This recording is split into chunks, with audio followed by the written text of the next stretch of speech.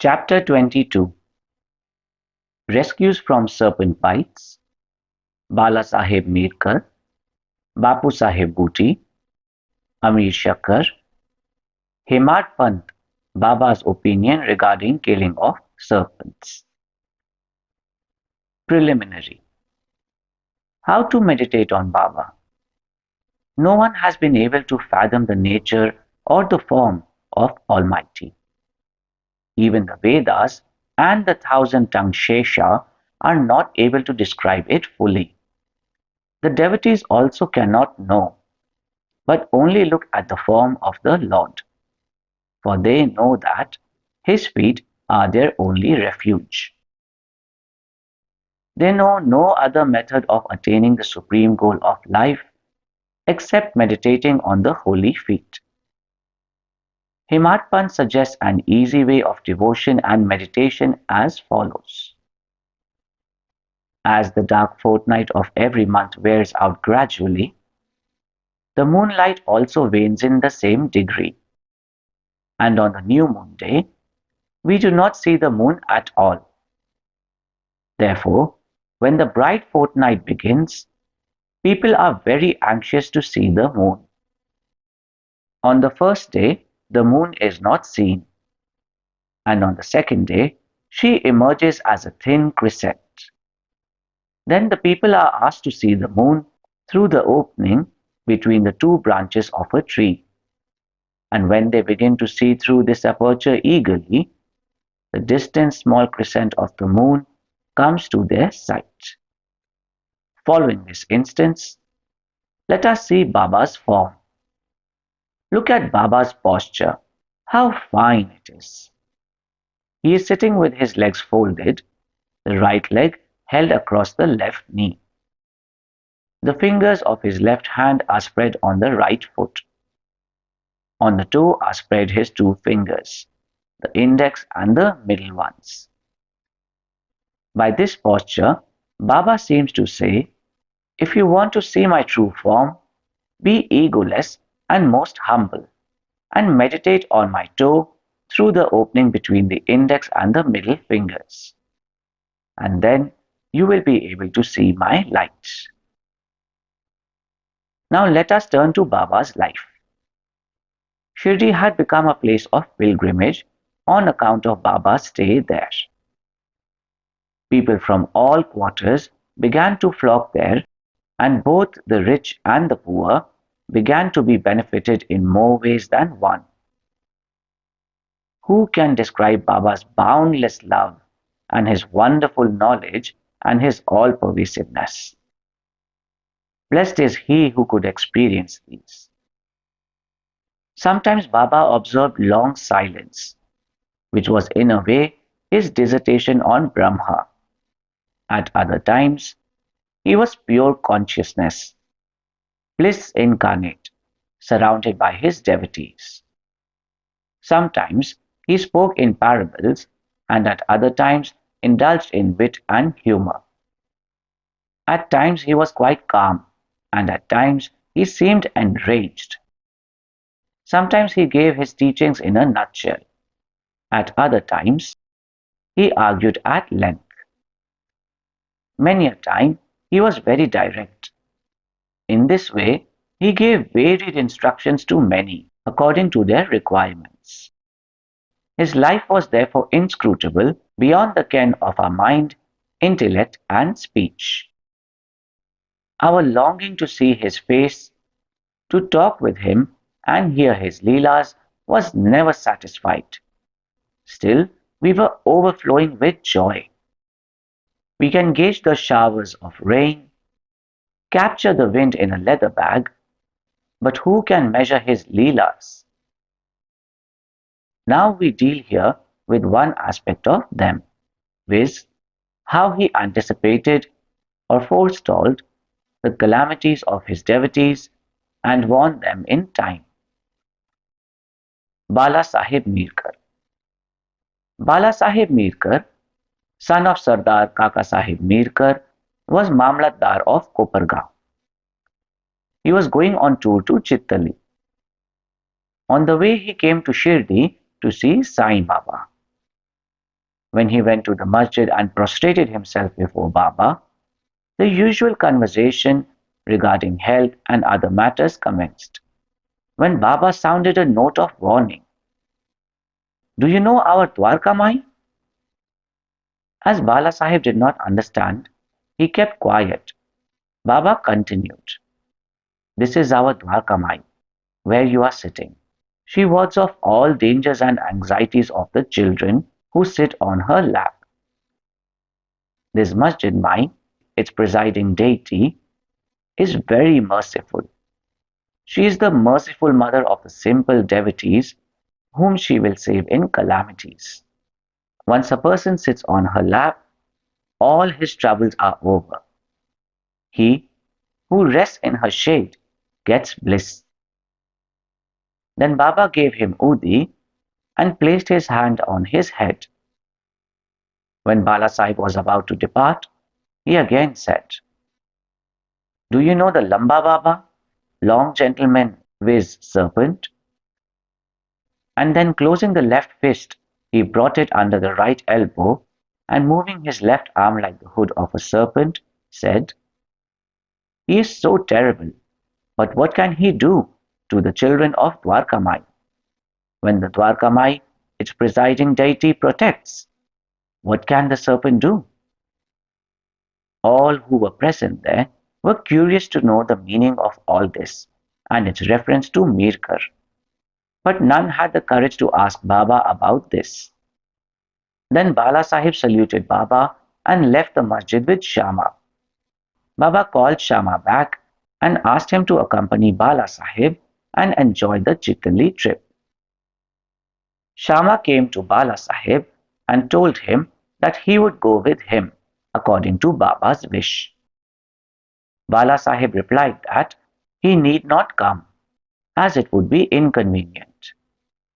Shama returned to Baba and told him what Bala Sahib said to him. Baba said, "All right, do not go. We should mean well and do well. Whatever is destined to happen will happen." In the meanwhile, Bala Sahib thought over again and calling Shama asked him to accompany him. Then Shama went again to Baba and after taking his leave started with Bala Sahib in the Tonga. They reached Chittali at 9 p.m. and encamped in the Maruti temple. The office people had not come, so they sat in the temple talking and chit-chatting. Bala Sahib was sitting on a mat reading a newspaper. His uparni, upper dhotar, was spread across his waist and on it a snake was sitting unnoticed. It began to move with a hissing sound which was heard by the peon. He brought a lantern, saw the snake and raised an alarm. "Serpent! Serpent!" Bala Sahib was frightened and began to quiver.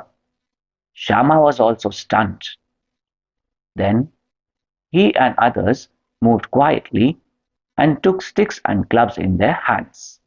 The snake got slowly down the waist and moved away from Bala Sahib, and it was immediately done to death. Thus the calamity which was prophesied by Baba was averted, and Bala Sahib's devotion in Baba was confirmed.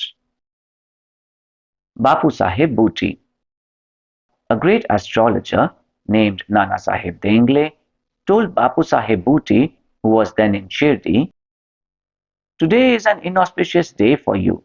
There is danger to your life." This made Bapusaheb restless. When they as usual came to masjid, Baba said to Bapusaheb, "What does this Nana say? He foretells death for you? Well, you need not be afraid. Tell him, let us see how death kills." Then, later in the evening, Bapu Sahib went to his privy for easing himself, where he saw a snake. His servant saw it and lifted a stone to strike at it. Bapu Sahib asked him to get a big stick. But before the servant returned with the stick, the snake was seen moving away and soon disappeared. Bapusaheb remembered Baba's words of fearlessness. Amir Shakkar. Amir Shakkar was a native of the village Kurhale in Kopargaon Taluka. He belonged to the butcher caste. He worked as a commission agent in Bandra and was well known there. He once suffered from rheumatism, which gave him much pain. He then remembered Allah, left his business, and went to Shirdi and prayed to Baba to relieve him from his malady. Baba then stationed him in the Chawri. The Chawri was then a damp, unhealthy place, unfit for such a patient. Any other place in the village or Kurhale itself would have been better for Amir. But Baba's word was the command, the chief medicine. Baba did not allow him to come to the masjid, but fixed him in the Chawri every morning and evening. Every alternate day, Baba went to the Chawri in a procession and slept there. So, Amir got Baba's contact very often. Amir stayed there for full 9 months, and then he got a disgust for the place. So one night he stealthily left the place and came to Kopargaon and stayed in a dharamshala. There he saw an old dying fakir who asked him for water. Amir brought it and gave it to him. As soon as he drank it, he passed away. Now Amir was in a fix. He thought that if he went and informed the authorities, he would be held responsible for the death, as he was the first and sole informant and knew something about it. He repented for his action, with leaving Shirdi without Baba's permission, and prayed to Baba. He then determined to return to Shirdi, and same night he retreated, remembering and muttering Baba's name all the way, and reached Shirdi before daybreak, and became free from anxiety. Then he lived in the Chawri in perfect accordance with Baba's wishes and orders, and got himself cured. One night it so happened that Baba cried at midnight, "Oh Abdul, some devilish creature is dashing against the side of my bed." Abdul came with a lantern, examined Baba's bed, but found nothing. Baba asked him to examine carefully all the place and began to strike the ground with his satka. Seeing this leela of Baba, Amir thought that Baba might have suspected some serpent there. Amir could know by close contact with Baba the meaning of his words and actions. Baba then saw near Amir's cushion something moving. He asked Abdul to bring in the light, and when he brought it, he saw the serpent coiled up there, moving its head up and down. Thereupon, the serpent was immediately beaten to death. Thus, Baba gave timely warning and saved Amir's life. Hemadpant, Scorpion and Serpent. At Baba's recommendation, Kaka Sahib Dikshit was daily reading the two works of Sri Eknath Maharaj, viz. Bhagavad and Bhavrata Ramayana. And Hemadpant had the good fortune to be one of the audience when the reading of the works was going on. Once, when a portion from the Ramayana relating to Hanuman's testing Rama's greatness according to his mother's instructions was being read, all the listeners were spellbound. Hemadpant was one of them. A big scorpion, none knew where it came from, jumped and sat on the right shoulder of Hemadpant on his Uparni. First, it was not noticed, but as the Lord protects those who are intent on hearing his stories, he casually cast a glance over his right shoulder and noticed it. It was dead silent, not a bit moving here or there. It seemed as if it also enjoyed the reading. Then, by the Lord's grace, Hemadpant, without disturbing the audience, took the two ends of his dhotar, folded them, and brought them together, enclosing the scorpion within. Then he went out and threw it in the garden. On another occasion, some persons were sitting in the upper floor of Kaka Sahib's Vara just before nightfall, when a serpent crept through a hole in the window frame and sat coiled up. A light was brought. Though it was first dazzled, yet it sat still and moved its head up and down. Then many persons rushed there with sticks and cudgels, but as it sat in an awkward place, no blow could be dealt. But hearing the noises of men, the serpent went out hastily through the same hole. Then all the persons present there felt relieved. Baba's opinion. One devotee, named Muktaram, then said that it was good that the poor creature escaped. Hemadpant challenged him, saying that serpents should better be killed. There was a hot discussion between them, the former contending that serpents and such creatures should not be killed, the latter that they should be. As night came on, the discussion came to an end without any decision being arrived at.